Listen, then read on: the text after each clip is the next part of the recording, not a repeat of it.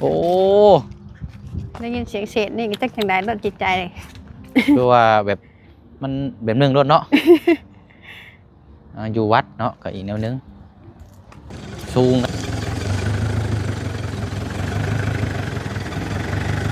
โอเคไปพักเขาหันเลย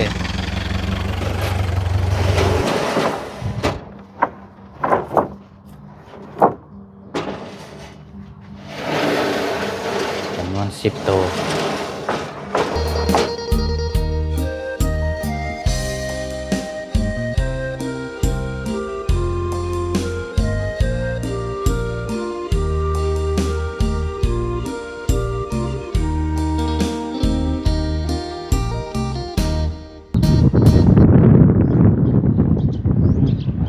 อย่างน้ออยู่ข้างหลังนี่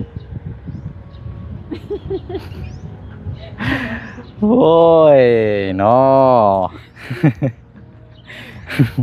ตามอันนี้ เนาะเอาตามกับโบเป็นหยางดอกพี่น้องเนาะตามกับมาวัดมา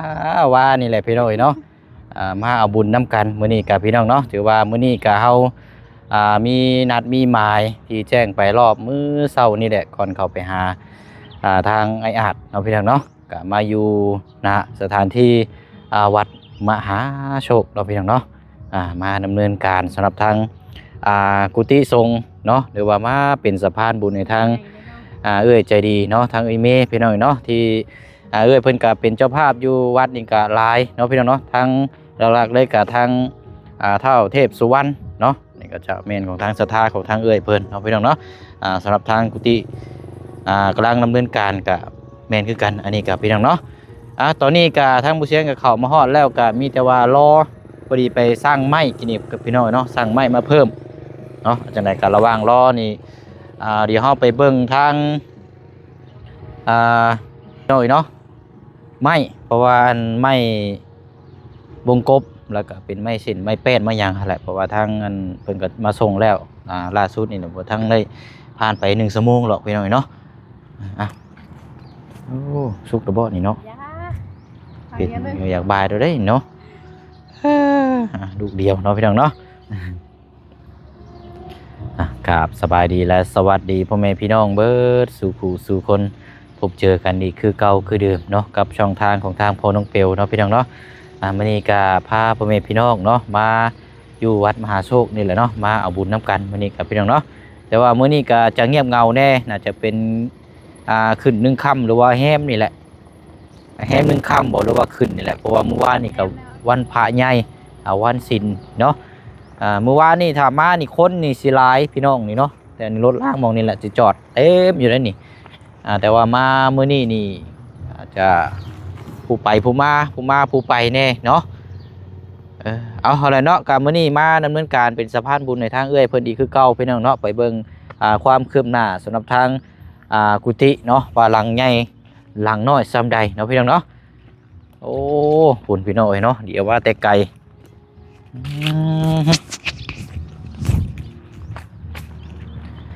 มื้อนี้ก็ทางสร้างเฮานี่ก็หยุดได้เนาะโอ้อันนี้บ่โอ้เอาเดี๋ยวจังเข้าไปเบิ่งซะเนาะเห็นแนวกินแล้วถามโลดอันนี้เนาะโอ้อันนี้บ่อันนี้นี่อยู่เฮือนลุงเฮิมก็มีใบมอนนี่เด้นี่ที่ว่าเอาไปต้มกินนั่นเลยแต่ว่าเฮือนทางลุงยังบ่ทันได้เป็นมาร์กแต่อันนี้นี่มากนี่กินได้แต่ก่อนนี่เฮ็ดงานเวียกอยู่ฝั่งไทยนี่ทั้งอยู่แถวสุขสวัสดิ์นี่อยู่นี่แหละพี่น้องโอ้แซ่บอยู่แล้วนี่นะมันเปรี้ยวได้เปรี้ยวสมแห้งเป็นยาชนิดนึงถ้ากินได้นี่ดีชมแล้วชมกับแจวพวกนี้นี่ถุงยางมาได้เลยนี่ไปพอแล้วเพราะทางวัดเพิ่นบ่ห่วงอยู่แล้วเป็นสิ่งทานยังก็ทานแก้วทานทิพย์เนาะยังว่ากันพี่น้องเอ้ยเพราะว่ามื้อนี้ทางช่างเพิ่นก็บ่อยู่มาเบิ่งทางนี้ก่อนวะ เอาไม้นี่เอาเว้าน้ำกันได้ วางข่อยก็ว่าต้องกินพี่ละ มากินก็กินเถอะเนาะขอให้อิ่มกินแล้วบ่อิ่มแล้วบ่เว้าได้ เปิดได้บ่เนี่ยไม่นี่เปิด บ่สิเนี่ยเปิดแล้ว บ่เคี้ยวจ้ะ ใช้บ่เคียว เคี้ยวตัวนี้บ่ หลังเบิดเท่านั้นแหละ ตายดอก ของเก่ามันเป็นจังซั่นแหละ เดืองเชื่อมอยู่เนาะ งามแป้นเนาะโอ้คักดิเลาะนี่ดื่มต่ออีกก่อนเนาะพอดีทางสร้างมื้อนี้ก็หยุดเพราะว่ามีคนเสียอยู่ในบ้านพี่น้อยเนาะเลยส่งสการก็เลยบ่ได้มามีแต่ว่าทั้งพ่อทั้งเปียวเดินทางมามื้อนี้ก็จะมามอบไม้ไว้ในนี่แหละแต่ให้สร้างเพิ่นอื่นก็มาดำเนินการเนาะ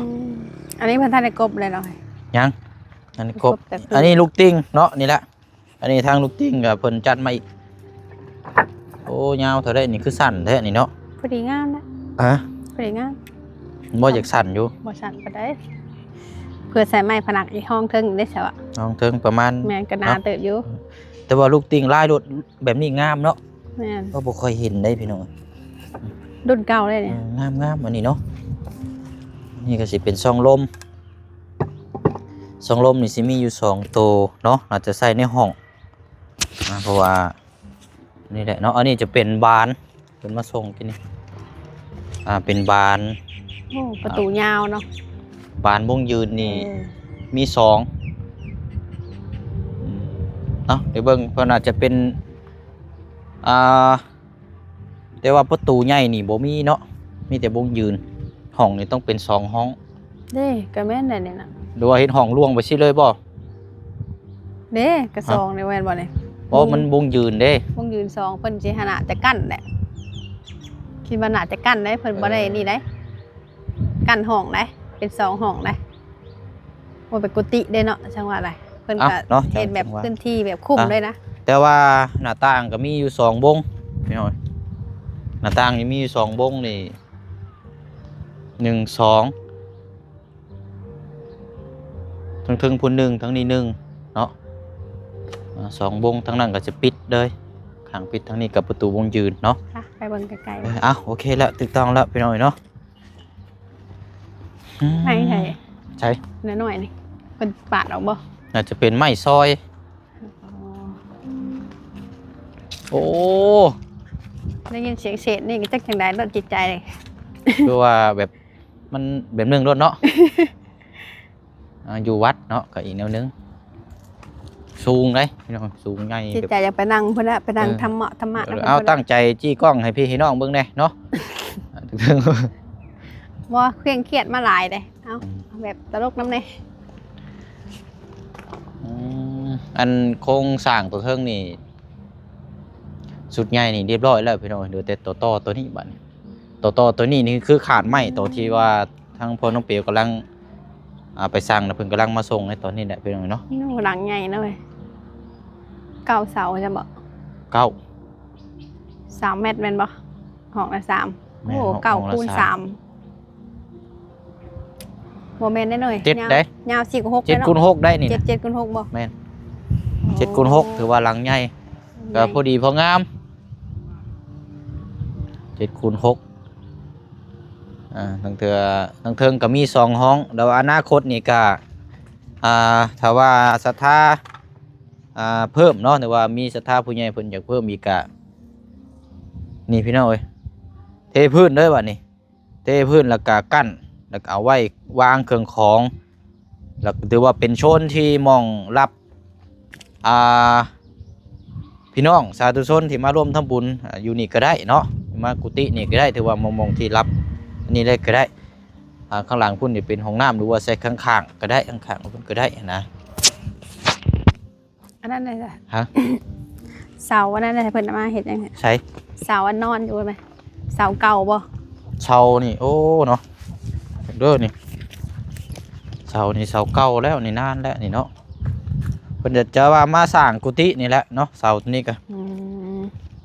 แต่ว่าก็มันจะแม่นนั่นแหละพี่น้องเอ้ย คือสิโดนเติบอยู่เนาะหญ้า โดน ขึ้ เดื น อดแล้วนี่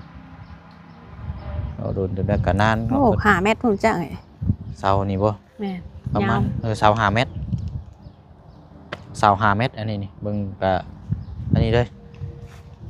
เนาะเอาก็ถือว่าความคืบหน้าน้ำคันนี่อีกบ่ลนบ่นานพี่น้องเนาะอาจจะได้เห็นความสำเร็จเร็วๆนี้เนาะพื้นฐานนี่หลังคานี่แบบเดียวกับบ้านน้องปูนาพี่น้องเนาะว่าตอนแรกๆเลยว่าสิเฮ็ดทรงโมเดิร์นโดดทางญาเพิ่นว่าโอ้มันบ่คือได้อยู่วัดวาเนาะบ่คือเพราะว่าเลยเปลี่ยนแบบมิติใหม่ก็เป็นทรงแบบ2สั้นเนาะคือบ้านน้องปูนานี่แหละพี่น้อยรอบัดเพิ่นแล้วพี่น้อยขึ้นตรงโค้งหลังคาแล้วก็ไม่พาเชื้อราหยังมาลงมาติดตั้งเพิ่นแล้วจังจะเห็นความสำเร็จแล้วก็จังสิงามกันอีกทีนึงเนาะทำเฮ็ดไรคือชั้นยังงามแล้วโอ้ตัวนั้นต้องใช้เวลานานเป็นปีลงมาเลยนะมันว่าหลังคางอเลยเนาะเอาเดี๋ยวรอเบิ่งทางไม้นี่ก่อนพี่น้องเนาะเพิ่นกำลังเดินทางมาแล้วโจมลงแล้วเอาเบิ่งน้ำกันให้เพิ่นจะแจงลงเบิ่งน้ำกันอีกเนาะเดี๋ยวรอจักหน่อยก่อนมาแล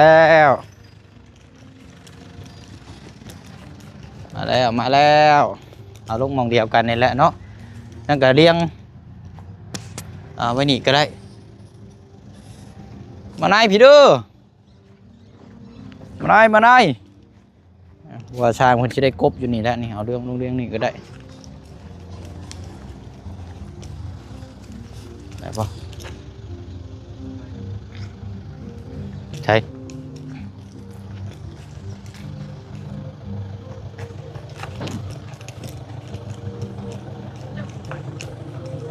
พี่มาพี่ก็ได้นี่ล่องนี่ขอบ่ล่องนี่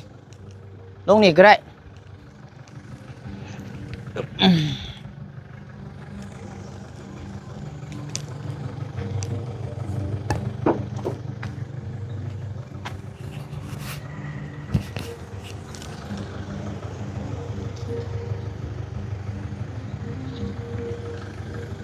โอ้สายไฟเดินไปเนาะสายไฟก่อน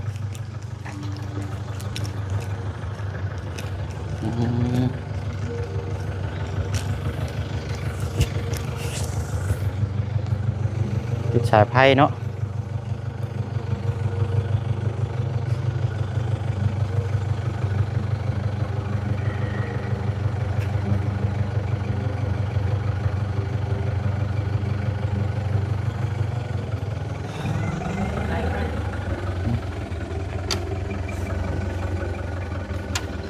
ได้บ่ไม่พอเนาะมาเลยค่อย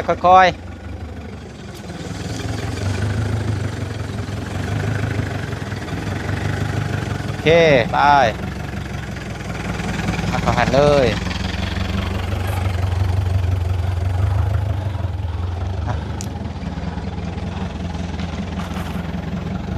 นี่แหละ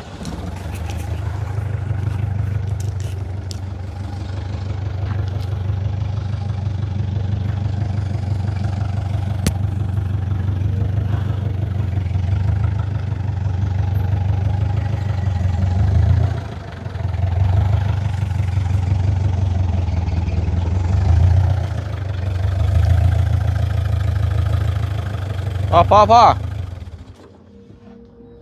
โอเคได้ละ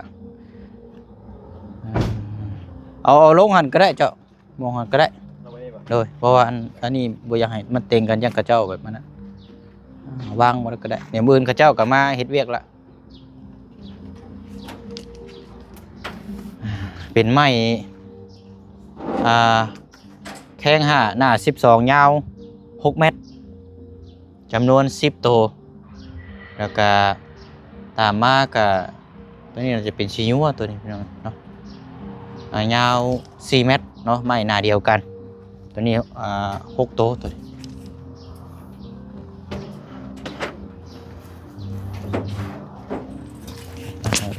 เอาวางตรงนี้แหละ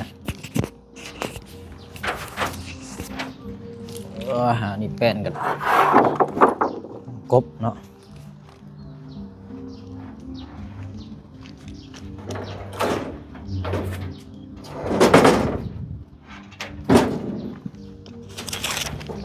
พักเที่ยงพอดีได้นี่เนาะ เอารอบนี้พักเที่ยงพอดีเลยเนาะเอาอันนี้ระวังล้อเพิ่นเอาไม้ลงมาเบิ่งบินน้ำกันรายจ่ายเฉพาะไม้นี่แหละพี่น้อยเนาะเกิดไป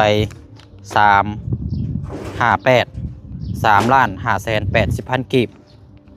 เนาะอ๋อเส้นหนึ่งนี่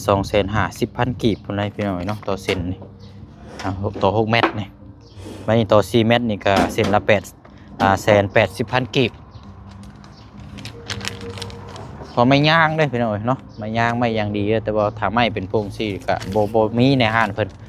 เอาแต่ไม่เกรดดีมาขายไม่ย่างดีเนาะ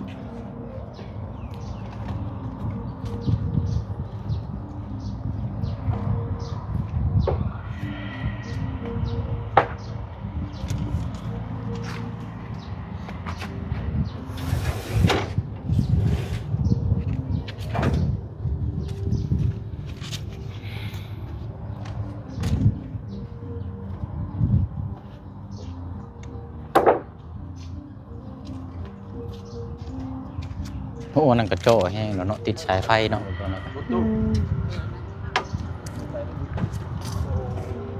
น้อยนึงนะกันโจกัน หาวิดอยู่ ถือว่าคอนติดสายไฟนิดนึงราคาเนาะคอยเดอร์เนาะไม่มันยาวดึงลงนี่เลยก็ได้ขนาดนั้นกันเป็นยังซัดลงไปนี่เลยก็ได้เดี๋ยวเขาเจ้าก็ดึงไปพุ่นละ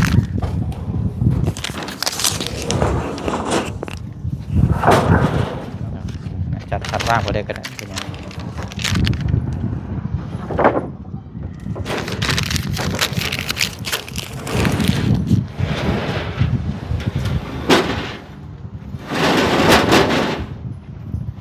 ไม่ย่างได้นี่เนาะ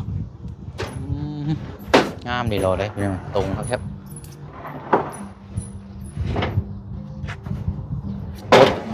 เนาะกบออกมานี่ยังคักได้นี่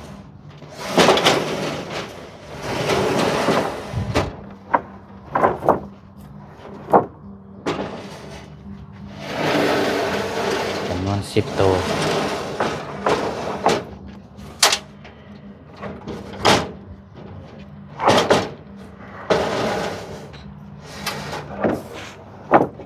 เมื่อวานนี่ฝนตกแห้งอยู่บ่ทางนี้ทางดงเย็นเฮาเมื่อวานนี่เลยตกบ่แต่มื้อก่อนน่ะตกเนาะมื้ออันเจ้าเฮ็ดบุญบั้งไฟอยู่นี่แล้วเนาะมื้อบุญบั้งไฟนี่ตกหนักเลยเนาะ บุญบั้งไฟบุญประจำปีเนาะผ่านไปเรียบร้อยเนาะดูดงเย็นปีหน้าก็จังว่ากันใหม่ปีหน้าฟ้าไหม